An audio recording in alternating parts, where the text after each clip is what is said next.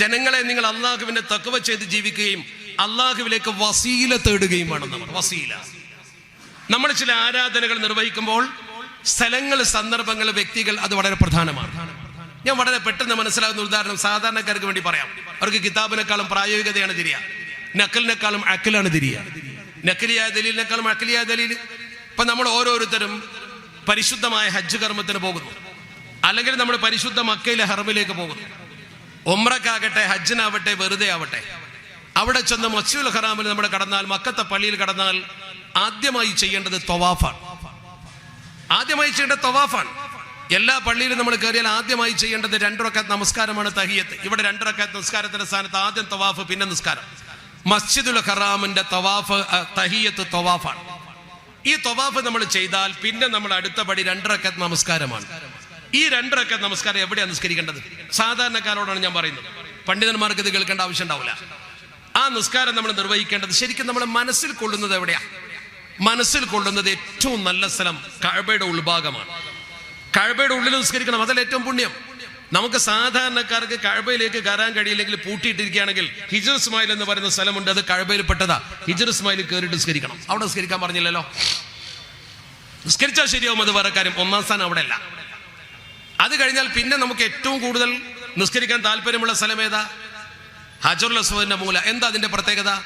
അവിടെ വെച്ചിട്ട് നമ്മൾ ദുആ ചെയ്ത് വലല്ലാലീൻ എന്നൊക്കെ പറഞ്ഞ് ദ്വാരക്കുമ്പോൾ ആമീൻ പറയില്ല. ആരാ ആമീൻ പറയാം? നമ്മളല്ല. ഉക്കില ബിഹി 70 മലക്ക, 70 മലക്കുകളോട് ആമീൻ പറയാണ്ടാവും. 70 മലക്കുകൾ അവിടെ നിസ്കരിച്ചൂടെ? അല്ല ഏറ്റവും നല്ലത്? അതല്ലെങ്കിൽ അതിന്റെ തൊട്ടപ്പുറത്ത് വാതിൽ പടിയിൽ ജനങ്ങൾ ഒട്ടി നിൽക്കുന്ന മുൽത്തസമുണ്ട്, അവിടെ എന്ത് ചോദിച്ചാലും അല്ലാഹു ഉത്തരം തരും. എന്താ അവിടെ നിസ്കരിക്കാൻ പറഞ്ഞില്ല? എവിടെയാ നിസ്കരിക്കാൻ പറഞ്ഞത്? മക്കാം ഇബ്രാഹിമിന്റെ പുറകിൽ. എന്താ മക്കാം ഇബ്രാഹിമിന്റെ പ്രത്യേകത? ഇബ്രാഹിം നബി അലൈഹി സ്വലാത്തു വസ്സലാം കഅബ നിർമ്മിക്കുമ്പോൾ കയറി നിന്നൊരു കല്ലുണ്ട് അവിടെ. ആ കല്ല് ഒരു പ്രത്യേക കൂട്ടിൽ അവിടെ സൂക്ഷിച്ചിട്ടുണ്ട്. ആ കല്ലിന്മേൽ ഇബ്രാഹിം നബി തങ്ങളുടെ കാൽപാദത്തിന്റെ പതിഞ്ഞ അടയാളമുണ്ട്.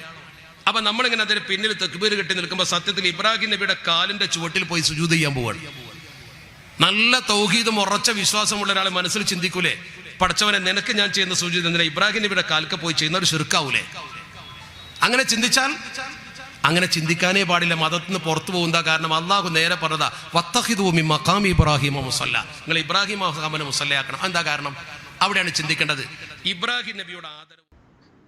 അസ്സലാമു അലൈക്കും വറഹ്മത്തുള്ളാഹി വബറകാതുഹു. സുഹൃത്തുക്കളെ, ഒരു കാര്യമായ പണ്ഡിതനായത് കേരളത്തിൽ 100 കൊല്ലം പോലുമായിട്ട് ഷിർക്ക് പ്രചരിപ്പിക്കാൻ വേണ്ടി സംഘടിപ്പിക്കപ്പെട്ട സമസ്ത എന്ന് പറയുന്ന ഒരു തട്ടിക്കൂട്ട് സംഘടനയുടെ ഒരു യുവ പ്രസംഗകൻ, അദ്ദേഹം പറയുന്ന ഒരു ലോഡ് വിഡ്ഢിത്തം, ആ ഒരു ലോഡ് വിഡ്ഢിത്തം നാറാണത്ത് ഭ്രാന്തൻ, നമ്മൾ കേട്ടിട്ടുണ്ടല്ലോ നാറാണത്ത് ഭ്രാന്തൻ.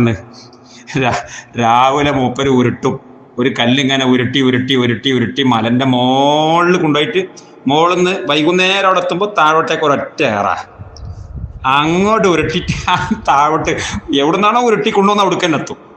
എന്നിട്ട് മൂപ്പര് അതിന്റെ മുകളിൽ നിന്ന് ഇങ്ങനെ കൈയടിച്ച് അട്ടഹസിച്ച് ചിരിക്കുന്ന, അതാണ് നാറാണത്ത് ഭ്രാന്തൻ. ഈ നാറാണത്ത് ഭ്രാന്തനെ ഓർമ്മിപ്പിക്കുന്ന വിധത്തിൽ നല്ല ഒരു എന്താ പറയാ, ഒരു ഹാസ്യ നാടക കലാകൃത്ത് എന്ന് വേണമെങ്കിൽ പറയാവുന്ന ഒരു തൊപ്പിക്കാരൻ.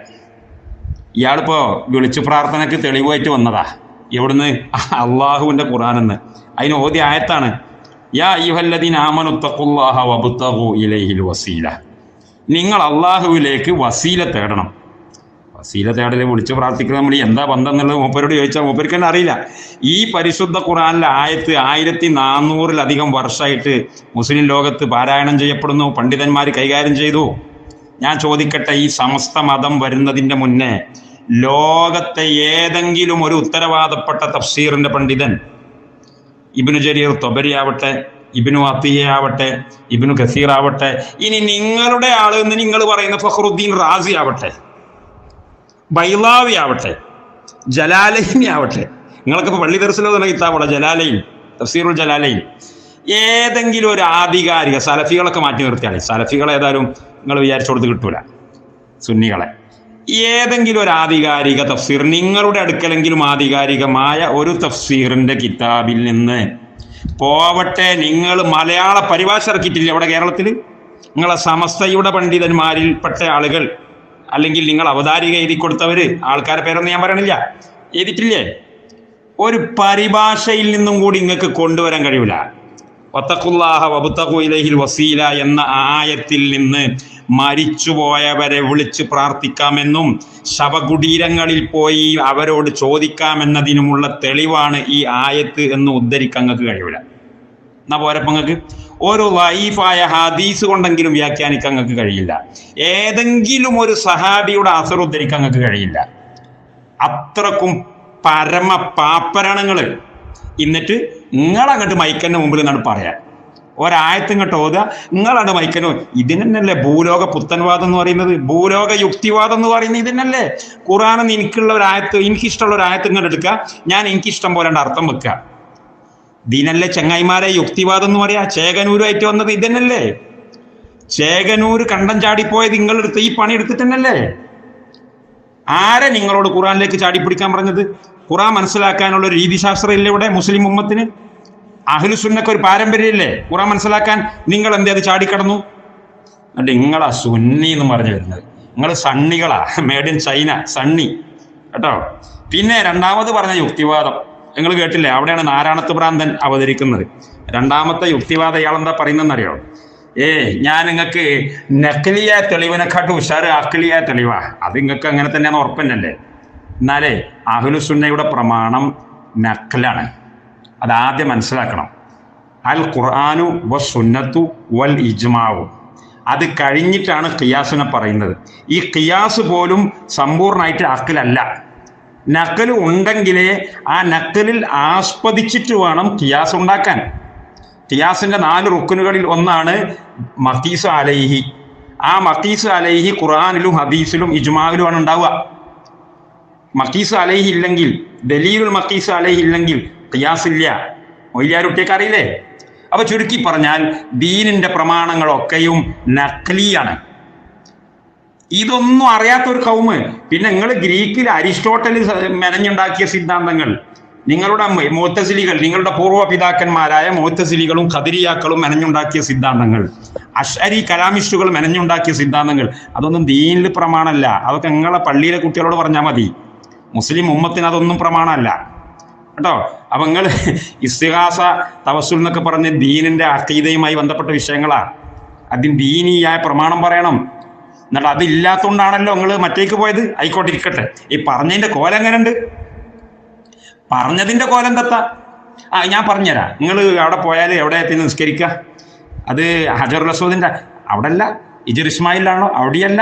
നിസ്കരിക്കണതിന് കുഴപ്പമൊന്നുമില്ല. ഇങ്ങനെ പറഞ്ഞ് അവസാനം മൂപ്പർ എടുക്കുമെന്നു മക്കാമു ഇബ്രാഹിം. ചങ്ങായിമാരെ, നമ്മൾ എന്തിനാ മക്കത്തേക്കൊക്കെ ടിക്കറ്റും വിസ എടുത്ത് പോണത്? നമ്മളെ നാട്ടിലൊക്കെ തന്നെ നമ്മൾ ഓരോരുത്തരെ കാലിന്റെ ചോട്ടിൽ പോയിട്ട് നിസ്കരിക്കുന്നില്ലേ?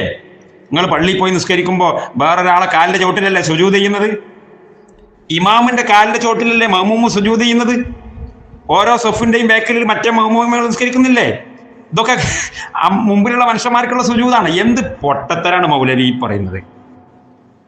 ഈ അല്ലാഹു തആല പറഞ്ഞ ഒരു രീതി അനുസരിച്ച് ചെയ്യുന്നു, ആരാധന ചെയ്യുന്നു. അതിനെക്കാട്ടി നല്ല പരിശുദ്ധ ഖുർആനിൽ അല്ലാഹ് പറഞ്ഞിട്ടില്ലേ? വൈദ ഖുൽനാ ലിൽ മലായികത്തി ഇസ്ജുദൂ ലി ആദമ. ആദം നബിക്ക് തന്നെ സുജൂദ് ചെയ്യാൻ, കാലടിപ്പാടിനല്ല. ഇബ്രാഹിം നബി അലൈഹിസ്സലാമിന്റെ കാലടിപ്പാട് നിൽക്കുന്ന സ്ഥലത്തല്ല, ആദം നബി അലൈഹിസ്സലാമിന് തന്നെ സുജൂദ് ചെയ്ത സംഭവം ഖുർആനിലില്ലേ? എന്തേ അത് പറഞ്ഞൂടെ ഞങ്ങൾക്ക്? അത് പറഞ്ഞിട്ട് ലോകത്ത് ഏതെങ്കിലും ഒരു മുഫസ്സിർ പറഞ്ഞിട്ടുണ്ടോ ഇത് വിളിച്ചു പ്രാർത്ഥിക്കാൻ തെളിവാണെന്ന്? തലക്ക് വെളിവില്ലാത്ത ഈ സമസ്തക്കാരല്ലാതെ. എന്നിട്ട് മൂപ്പരനെ ലാസ്റ്റ് പറയണ്ടില്ലേ? ഈ ക്ലിപ്പിന്റെ ലാസ്റ്റ് നിങ്ങൾ കേട്ടില്ലേ? ക്ലിപ്പിന്റെ ലാസ്റ്റ് മൂപ്പര് നാറാണത്ത് ഭ്രാന്തന്റെ പണിയെടുക്കുക. അതെന്താകുന്നു നമ്മുടെ മക്കാമു ഇബ്രാഹിമിന്റെ അവിടെ പോയിട്ട് തന്നെ നിസ്കരിക്കണേ. ഹജറുൽ അസ്വദിന്റെ അവിടെ നിസ്കരിക്കാതെ, മറ്റോടത്ത് നിസ്കരിക്കാതെ, മക്കാമു ഇബ്രാഹിമിന്റെ അവിടെ തന്നെ പോയി നിസ്കരിക്കുന്നുണ്ട്. നമ്മൾ യുക്തി കൊണ്ടാണെന്നാ മൂപ്പര് ആദ്യം പറഞ്ഞത്. മൂപ്പര് ആദ്യം പറഞ്ഞു വെച്ചാൽ എന്താ? ഇതൊക്കെ യുക്തിയാണ്. ഏത് സാധാരണക്കാരനും തിരിയുന്ന കോലത്തിൽ നിന്നാ പറഞ്ഞത്. യുക്തി പോയിട്ട് അവിടെ എത്തി നിറങ്ങള്.